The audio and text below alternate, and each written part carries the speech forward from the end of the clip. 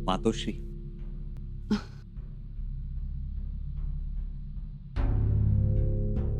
सुखी भव, चिरंजीव भव. मातोश्री, आम्ही बुऱ्हाणपूर मारलं आणि असं मारलं की आता सगळ्या सल्तनतींना आमची दहशत बसली असेल.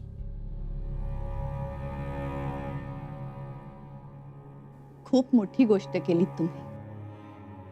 तुमच्या आबासाहेबांच्या तोडीचा पराक्रम केलात.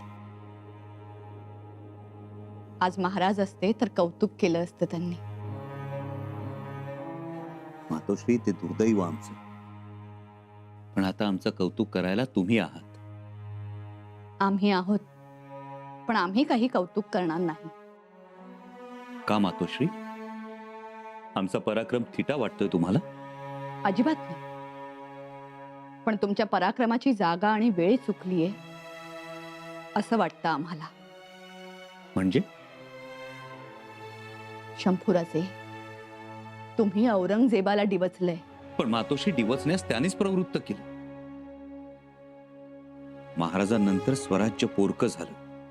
स्वराज्यातल्या रयतेला कोणी त्राता उरला नाही अशी समजूत झाली होती औरंगजेबाची आणि बाकी सल्तनतींची. त्या सगळ्यांना आपल्या मावळ्यांच्या शक्तीची, त्यांच्या हिमतीची जाणीव करून द्यायची होती. ती आम्ही दिली. अहो, पण बुऱ्हाणपूरच का? मातोश्री, कारण बाकी सगळी महत्वाची ठाणी आबासाहेबांनी मारली होती. आम्ही नवं ठाणं शोधत होतो. बुऱ्हाणपूर आम्हाला योग्य वाटलं, कारण बुऱ्हाणपुरात होणाऱ्या धमाक्याचा आवाज उत्तर हिंदुस्थानात पोहोचणार होता आणि तो पोहोचला. हे झालं तुमचं राजकारण. पण तुम्हाला काय वाटतं, औरंगजेब आता गप्प राहील? मातोश्री, तो पूर्वीही नव्हता आणि आताही नाही. पण आता तो जास्त चिडणार. त्याची पर्वा नाही मातोश्री. त्याला हुडहुडी भरली म्हणून त्याच्या अंगावर चादर टाकायची की रजई टाकायची की दुलई, याचा विचार आम्ही करत बसणार नाही. आम्हाला तर त्या औरंगजेबाचं हिंदुस्थानातलं अंथरुण पांघरूणच जाळून टाकायचंय आणि बुऱ्हाणपूर हा त्याच्यासाठी इशारा आहे. शंभूराजे, आम्ही जे काही सांगतोय ते काळजीपोटी. आम्हाला एवढंच वाटतंय की औरंगजेब म्हणजे नाग नव्हे, की वारुळात हात घालून झिंजाडला आणि त्याचा कार्यभाग संपवला. तो कालिया आहे, विषारी कालिया. महाराजांनी फुलवलेल्या गोकुळास दंश करेल. त्याची कल्पना आहे आम्हाला मातोश्री, पण कदाचित तुम्ही एक गोष्ट विसरता आहात. आबासाहेबांनी हे स्वराज्याचं गोकुळ फुलवताना यमुनेच्या प्रत्येक तीरावर, प्रत्येक तटावर, प्रत्येक घाटावर एक एक कृष्ण उभा केलाय आपल्या मावळ्यांच्या रूपानं. या अशा कालियांची भीती ही तेव्हा होती, आता नाही. आता कालिया मर्दन हा आपल्या या स्वराज्याच्या गोकुळाचा पुरुषार्थ झालाय आणि तो आमच्या आबासाहेबांनी आम्हाला शिकवलाय.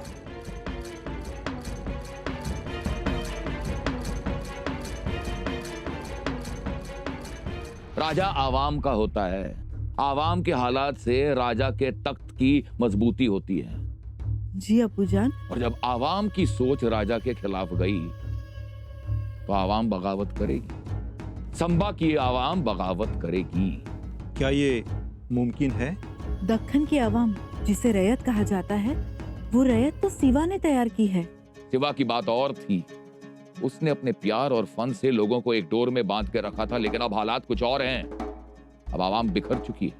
और जीनत बेटा, इन हिंदुओं के बारे में एक और मजेदार बात है, जानती हो तुम? ये सब हिंदू नहीं है. तो कोई हिंदू राजपूत है, कोई हिंदू मराठा, कोई हिंदू जाट. कुल मिलाकर इनकी 100-200 जाति हैं जो एक दूसरे को तवज्जो नहीं देती. सब अपनी बिरादरी की अहमियत में लगे हुए हैं. बेचारी इसी जात पात की परेशानी से बीमार हैं सालों साल, सदियों से. और इसी का फायदा उठाकर हमने इतने सालों, इतने सदियों अपनी इतनी बड़ी सल्तनत चलाई है. दक्कन में भी हमारी सल्तनत होगी. संबा हारेगा, जरूर हारेगा.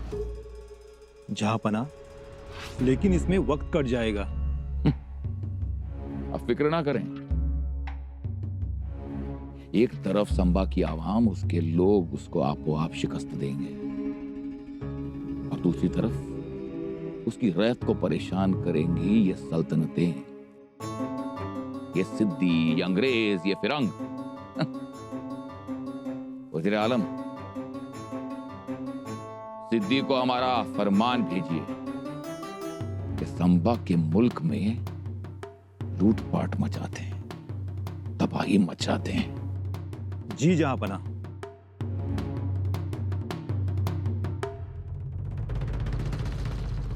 राजे, राजे, राजे कुठे आहात आपण? राजे, राजे काय हे? आम्ही एवढ्या हाका मारतोय राजे राजे म्हणून, तुम्ही साधं बोलतही नाही. का बोलावं? का प्रतिसाद द्यावा आम्ही? नाराज झालात आमच्यावर? व्हायला नको. एवढं बुऱ्हाणपूर मारून आलो आम्ही, तुम्ही साधी दखल तरी घेतलीत का आमची? राजे काय हे? दखल कशी घेतली नाही आम्ही? दखल घेतली असती तर स्वागताला सामोरे आला असतात तुम्ही. तुम्हीच आम्हाला वर्दी दिली नाही. आम्ही सांगितलं ना राजे, जमादार खान्यात नौबत वाजली तेव्हा मी धनाच्या राशी मोजत होतो. बघा, धन दिसलं पण धनी काही दिसला नाही. दिसायला तो समोर असावा लागतो, पण तुम्ही तर आमच्या काळजात आहात. काय काय काय काय काय म्हणालात तुम्ही? नाही, आम्ही ऐकलं नाही. पुन्हा म्हणा. आम्ही एवढंच म्हणालो. आम्हाला कळलं तसं आम्ही धावत आलो, चौकशी सुद्धा केली. चौकशी? आम्ही काय वाटेचे वाटसरू वाटलं चौकशी करायला? केली चौकशी, संपला मामला. किती तलवारींच्या धारे खालून आलो आम्ही. आम्ही सुद्धा इथे तलवारींच्या धारेवरच उभ्या होतो, पण ते कळणारच. तुम्ही नसताना आमची अवस्था कशी होते हे तुम्हाला समजणं कठीणच. तुमच्या विरहात जळावं लागतं. समोर असताना साधं बोलताही येत नाही. योजना, धोरण, मोहिमा, युद्ध, मसलती, आम्ही आपलं दडून दडून बघायचं. बोलता आलं तर बोलायचं. हक्काचं असूनही आमचं असं काहीच नाही.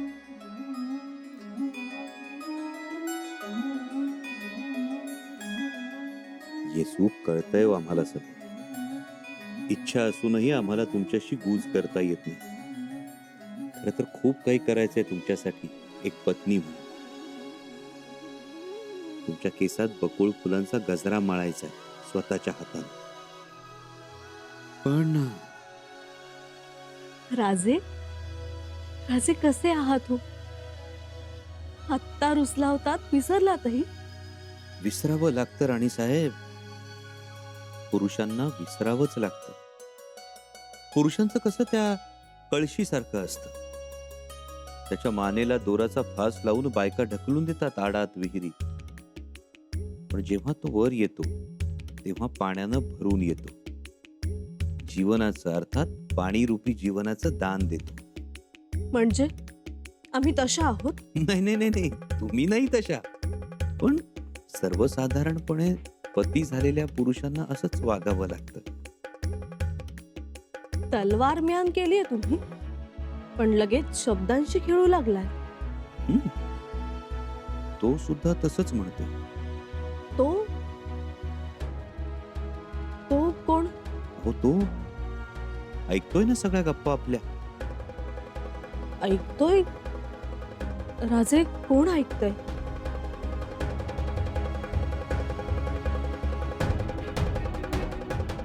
तो आपल्या दोघांमधला साक्षीदार.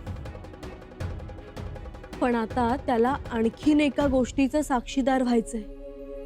कुठल्या? राज्याभिषेक सोहळ्याचं. राजे, त्याला तुमचा राज्याभिषेक पाहायचा आहे. येसू, राज्याभिषेक सवड मिळाल्यानंतर. अहो, मग सवड कधी आहे ते तरी सांगा त्याला. जरूर. पण आता तर तो ढगाआड गेला. तोपर्यंत या चंद्राचं काय म्हणणं आहे ते ऐकू.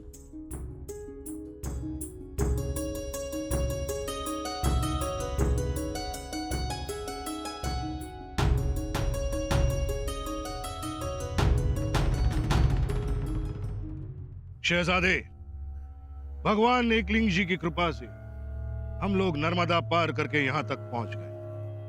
अब क्या दुर्गादास जी? बस अब थोड़ी ही दूर दक्खन, हिंदवी स्वराज. मतलब मराठाओं का मुल्क? हाँ शहजादे, आज की परिस्थिति में शंभू राजे के अलावा हमारा कोई दूसरा आश्रय स्थान है ही नहीं. औरंगजेब बादशाह के भय से और कोई हमें आश्रय देने से रहा. दुर्गादास जी, हमें कोई मदद नहीं कर रहा, लेकिन आप एक बात भूल रहे हैं. भूल गए? वो कौन सी बात है शहजादे? हमें हिंदुस्तान का शहंशाह घोषित कर दिया गया. हमारे नाम के सोने के मोहर, और यहाँ संभा तो राजा भी नहीं बना. हाँ, लेकिन तो आप ही बताइए, अब ऐसे में हम संभा से पनाह कैसे मांग सकते हैं? तब तो शहजादे तुमने शंभू राजे को पहचाना ही नहीं. शेर के छावे हैं वह. जानते हैं, और उनसे मिले भी थे आगरा में. शंभू राजे का मंचकारोहण हो चुका है. अब किसी भी वक्त उनकी ताजपोशी हो सकती है. हमें तो ये सारा मामला पेचीदा नजर आ रहा है.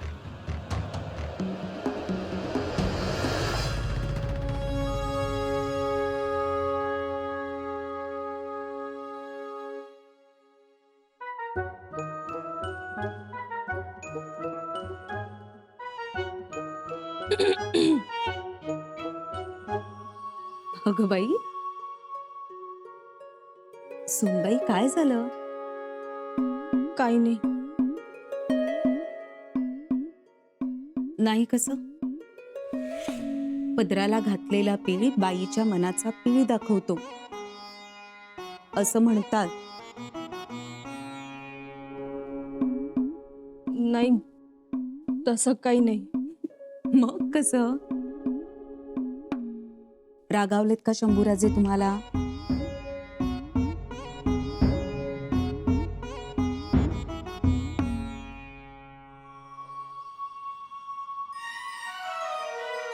रागावले असते तरी बरं झालं असतं. पण मातोश्री, स्वारी आमची कोणतीच गोष्ट ऐकत नाही. अहो, पण काय ऐकत नाही ते तर सांगा. आम्ही त्यांना राज्याभिषेकाबद्दल बोललो. म्हटलं राज्याभिषेक करून घ्या, पण स्वारीने अजिबात ऐकलं नाही. आता आमचं ऐकायला नको का त्यांनी? हो तर तुमचंच ऐकायला हवं त्यांनी. पण ऐकतच नाही आमचं. मातोश्री, आता तुम्हीच उपाय काढा ना. आहे, आमच्याकडे एक उपाय आहे. आपण राणूबाईंना इथे बोलावून घेऊया. त्या इथे आल्या ना की आपण सगळ्या जणी मिळून शंभूराजेंची समजूत घालू. आम्ही आजच निरोप धाडतो. हाच तो पोरकटपणा. एकदा ठरलं सुरत तर सुरतच लुटायची होती. पंत, तोच तर गनिमी गावा केला शंभूराजेंनी. सगळ्यांना तोंड करायला लावली सुरतेकडे आणि गेले बुऱ्हाणपुरास. हेच सांगायचं एक आणि करायचं भलतच. लोक फसणारच. लोकांचं सोडा हो, तुम्ही फसलात. अहो, हूल दिली की लोक फसतात. त्यात आम्ही पटकन विश्वास ठेवतो. पण एक आहे, धाडच लागतं बादशाला डिवसायला. अहो, केवढी वाहवा करतायत लोक. केवढा खजिना लुटून आणलाय त्यांनी. पिवळा जर्द. पण खरं सांगू, शंभू राजांना दूरदृष्टी नाही. गेले बेसावत, लुटले बुऱ्हाणपूर, आणला खजिना पिवळा जर्द, आणि पिवळा धमक नागही आणला त्यांनी. औरंगजेबाच्या वैराचा. पुढचं पुढे हो, पण आता तर धाडसच केलं ना. धाडस धाडस केलं ते महाराजांनी. शाहिस्ते खान बोट तोडली, तो गेला तो गेलाच. सिद्धी जोहर महिनोन महिने तळ देऊन बसला होता, दिला गुंगारा, तो गेला तो गेलाच. अफजल खान काढला कोतळा बाहेर, तो गेला तो गेलाच. आणि हे डिवचून आले माघारी. हे मला आवडलेले नाही. तुम्ही करा कौतुक, पण मला पुढचा धोका स्पष्ट दिसतोय. धोका? हो हो, धोका. सरनोबत राज्याभिषेक भूल जाइए, विसरा. का काय झालं? राणी साहेबांनी राजांना सांगितलं, हा. पण राजांचा काही जवाब नाही. असं कसं?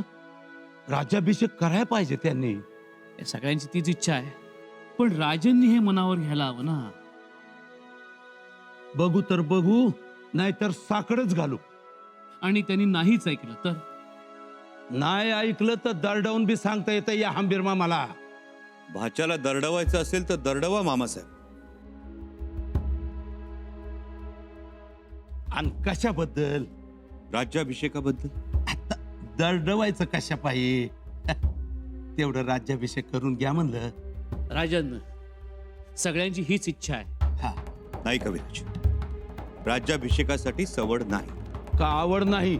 हा, अहो आवड असेल तर सवड काढता येते की माणसाला. मामासाहेब, दौलतीची खूप कामं आहेत. ती आमच्यावर सोपवा.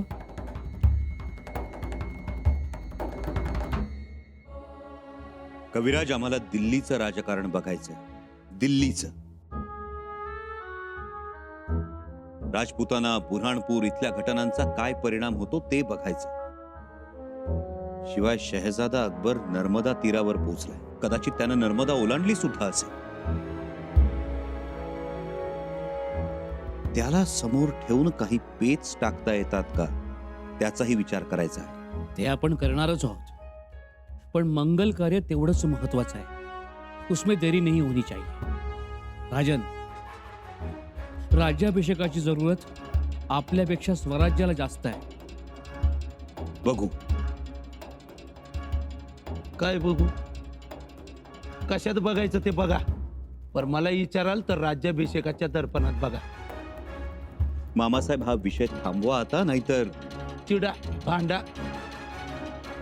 तर मी तर म्हणेन की अगोदर माणसानं आपल्या पागोट्याशी भांडावं आणि मग दुसऱ्याच्या पागोट्याशी उज्जत घालावी. मामासाहेब, अहो अभिषेक होऊन बसा तर वचक बसल. अहो तलवारीला जशी मूठ तशी राजाला राज्याभिषेक.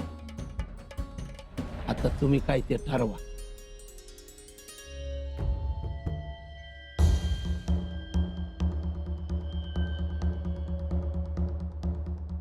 राजा,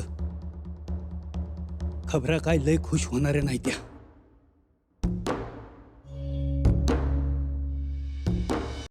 बोला बहिरजी काका, आणि इथेच बोला.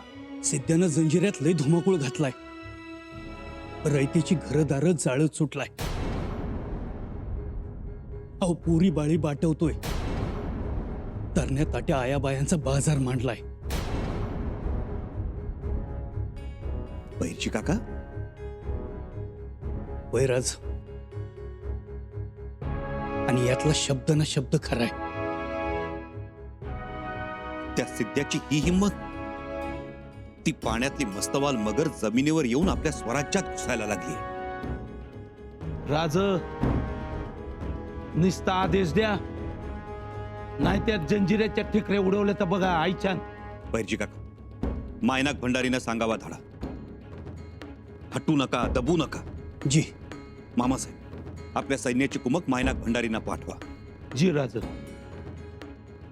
कविराज, हा सिद्धी धुमाकूळ घालतोय, त्याला नक्कीच औरंगजेबाची फूस असणार. याचा अर्थ औरंगजेब आपल्या विरोधात रान उठवणार. और शुरुआत की है सिद्धी से. आणि अशा अस्थिर वातावरणात आम्ही राज्याभिषेक करवून घ्यावा असं वाटतंय तुम्हाला? नाही मामासाहेब, जोवर रयत सुखी होत नाही तोवर राज्याभिषेक होणे नाही. अहो राज, राज्याभिषेक करा, मग येईल की स्थिरता. नाही मामासाहेब, राज्याभिषेक नंतर, सोहळ्यासाठी आत्ता वेळ नाही. आधी शांतता, मग सोहळा. आधी स्वराज्याची स्थिरता आणि मग राज्याभिषेक.